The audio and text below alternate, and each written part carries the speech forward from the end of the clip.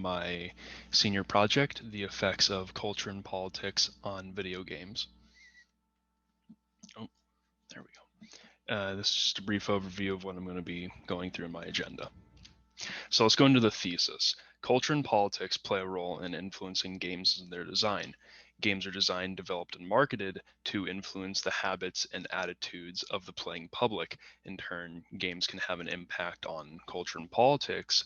Influencers and designers can use the game to push their message or bias under the guise of just playing a game. So first, let's go over the history and then the innovation of video games. Pong became the first game to the first mass market video game in 1975, and it was just a game, no agenda. And Space Invaders, Donkey Kong, and Pac-Man became household names in the early 1980s. Activision became the first third-party game developer, and games still had little plot lines, at least none that would constitute a socio-political agenda. More sophisticated consoles were launched by Atari and Nintendo, and then Sega, and the Sony PlayStation mirrored the evolution and innovation of personal computers. 3D gaming was enabled with the launch of these consoles. The evolution of these consoles led to the dawn of online gaming. So disruptive innovation with online gaming and handheld app development. Online gaming was such a significant innovation, allowing gamers from across the globe to compete against one another. And along with the global gaming came interaction between gamers and the assertion of differing cultural, social, and political viewpoints. An opportunity for collaboration and conflict was enabled, and a new value network was created with new markets to commercialize into. App development allowed the gamer to play games like Angry Birds on their handheld devices, and Angry Birds alone in 2012 made over $200 million.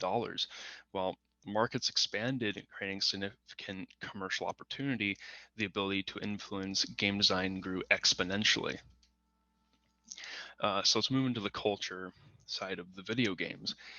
Innovators have gone from influencing a small segment of society in just the gaming community to broader societies and cultures from across the world. Games have influenced and created entertainment franchises in movies, books, comics, and television shows, and it is common to find a game that has been developed into a movie, a book, or a comic book, or vice versa, reverse that. This innovation has created a cultural phenomenon such as the Pokemon franchise in card games, shows, and movies. Mortal Kombat and the Lara Croft franchises are an example of producers innovating through diversification to the movie medium. Assassin's Creed is another such example of a game being expanded across mediums to appeal culturally and more broadly. So Soraya Murray on Video Games noted, video games represent powerful invocations of the lived world in a playable form, which offers insights into the core fears, fantasies, hope, and anxieties of a given culture. Mainstream game culture is particularly masculine, heterosexual, and white, while digital games themselves are the least progressive form of media representation. She also posited that games are without equal representation of ethnicity and gender, and these views are consistent with what was seen with Gamergate. So let's go over Gamergate real quick. Gamergate was more widely known for the example of a female game reviewer, Zoe Quinn, being accused of trading sex for positive online reviews of games. And it has been characterized as a harassment campaign against the presence of women and other socially defined minorities in games. Lisa Nakamura, a noted scholar in media and cinema studies of Gamergate, said of Gamergate, showed the world the extent of gaming's misogyny and internal conflicts over death threats made against females, critics, and game developers by a cadre of male gamers. Ania Sarkeesian and Catherine Cross have written extensively about harassment in gaming culture. They noted the anonymity in MMO games, massively multiplayer online, which empowers a person to be a persona of someone who they might not never be considered or allowed to be in real life. Cross wrote about men she encountered in World of Warcraft and the incessant flirting that turned dark. Sarkeesian discussed how pornographic images were drawn of her and being raped by video game characters, and these images were publicly posted to various websites and sent to her repeatedly disguised as fan mail. One especially motivated harasser made a small flash game where players were invited to beat up the bitch. Harassment noted by these women is not normal. It's cyberbullying. If this happened at the perpetrator's place of employment, there'd be a case for termination and other legal actions. Steps need to be taken up enforcement of actions in the gaming environment beyond the simple banning of a player from the game in question for inappropriate behavior. Unfortunately, that may not be the case. There will always be bullies. There are in real life, so it stands to reason that it'll continue to exist in gaming. It is up to us who enthusiastically embrace gaming as a way of life, a profession, or perhaps a religion, to provide the support network for those that are harassed. So, diversity, equity, and inclusion is a term that is been given recent significant attention in the past few months with the tragic and senseless murder of George Floyd, Breonna Taylor, and Ahmaud Arbery. The concepts around DE&I do not just apply in the real world, they must apply in the gaming world. If we allow these concepts to remain muted in an online gaming setting, we are bound to fail with them in real life. Not everything about game development and design is negative. There has been some progress, albeit limited, in redefining gender-based roles. So, to go over some controversies, a game called Gamer Girl was marketed as a FMV, a full motion video game, and the game takes the player through the role of a moderator in a streamer Abby Cake 99's chat, noting that the plot revolves around an anonymous chat member who becomes more and more of a threat by stalking the live streamer. The purpose of this game for you is to communicate with her and removing the toxic stalker-like comments from her live stream. And as you progress, the decisions that you make in game affect how the story develops. And with the release of the game's trailer, it generated a lot of harsh criticism from female gamers because this just showed that female streamers were subject to harassment, and the game could engender more harassment of female streamers and gamers. One streamer on Twitter, What Melody wrote, was very vocal in her response to the game. If you support the Gamer Girl game, you are turning a blind eye to actual female streamers that are experiencing actual harassment from actual people. This isn't a game, these are our lives and real experiences. Only wholesale change in corporate behavior can make a difference. So let's talk about objectification. Often within games, women play a minor role as an NPC, a non-playable character. A majority of that is a background piece in the game to objectify them for a straight male's viewing pleasure. Women have been objectified to be a side piece that adds to the gaming experience and were used to sell the product. For example, Grand Theft Auto 5 plastering women on the front of the image of the blonde girl taking a selfie, only wearing out swimwear. As time progressed, women's roles began to grow, but not in a positive light. They were put into games, but were used as a virtual sex class to serve a straight male desire.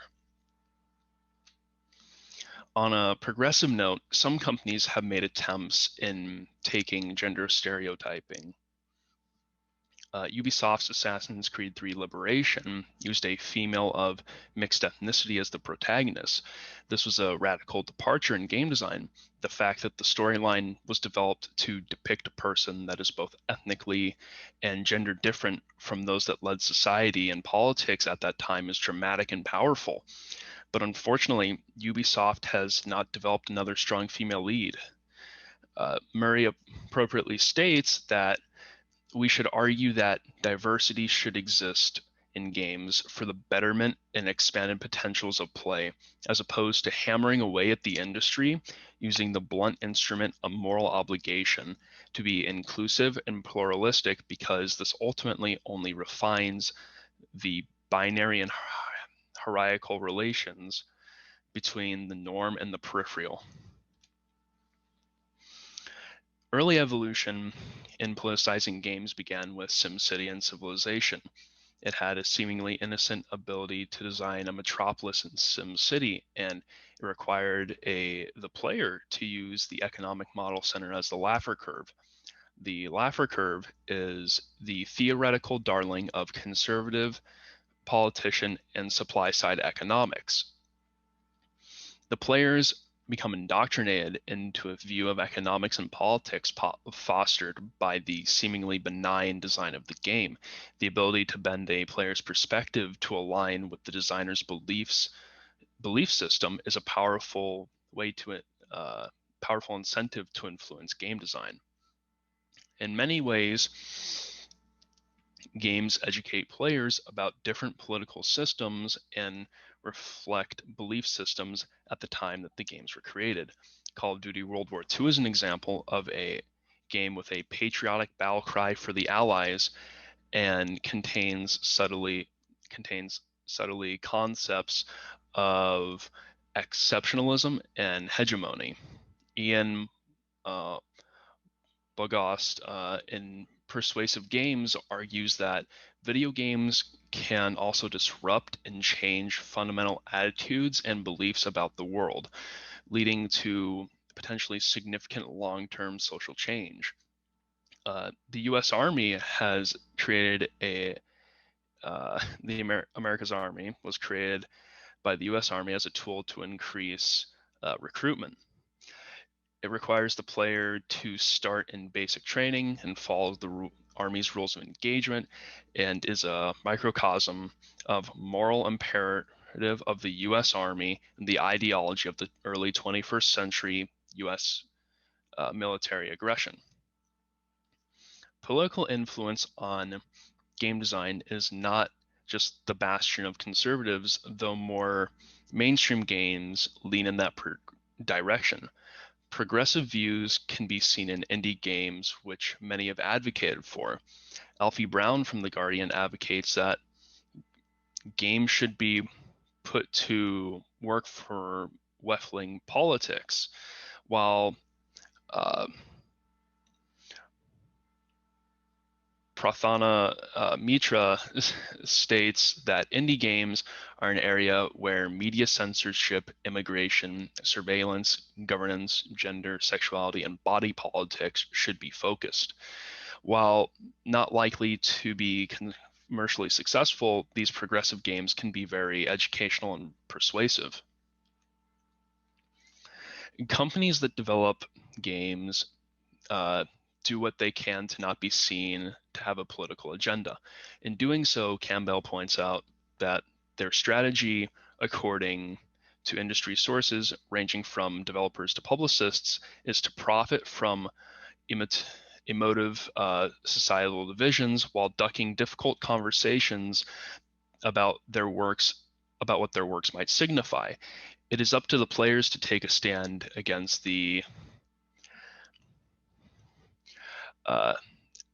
abdication of responsibility by the companies.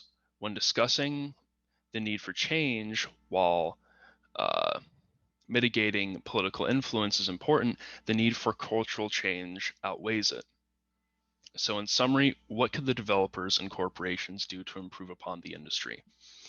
We need to understand what types of audiences we are marketing the game towards to ensure that expectations that are set through teasers and other marketing campaigns are followed through when the game is ultimately released for consumption. Inclusion is a critical component that, when done correctly, could lead the industry into a wider market and bring in a larger audience into the picture. If we bias one aspect of culture imbued in gaming, we miss the opportunity to inform and challenge bias, both implicit and explicit. The lack of diversity in game development is inappropriate on so many levels. We can acknowledge the technology sector is a male dominated with a decidedly white bias. That does not mean we as a gaming industry should continue to go along with this employee base. Games should always push to break down the norm, as that is what helps to expand and create new markets. Creativity and the ideas that come from it should be embraced, talked about, and which will create even more transformative space for inclusion, development, and commercial success. And the world of gaming has the potential for people of all backgrounds to come together, discuss ideas, and develop amazing projects for the world to see. And video games and gaming are an art to be embraced and shared. Thank you. I just wanted to have a special thank you to my advisor and sponsor, Sean Morris, who without him, I don't think I would still be in college and pushed me to go into the WSP program.